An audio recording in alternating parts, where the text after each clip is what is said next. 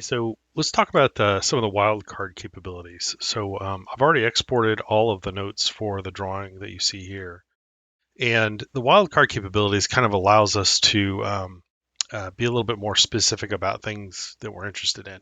For example, if we wanted to say, I'm only interested in notes with a number two in them, for example, if we run this again, you'll notice that it is writing out only notes that have a two in it.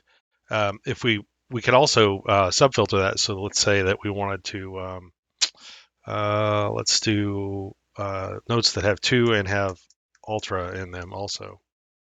EULTR. So when we run this, we should get a reduced set of notes here. So um, the filtering capabilities using wildcards is really powerful. You can really hone in on specific things you're looking for in the notes on drawings or models quite easily.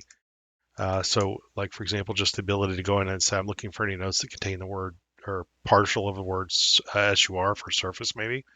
And you'll notice here that we can very quickly reduce the amount of data being collected from the drawings or the models down to really what we're interested in.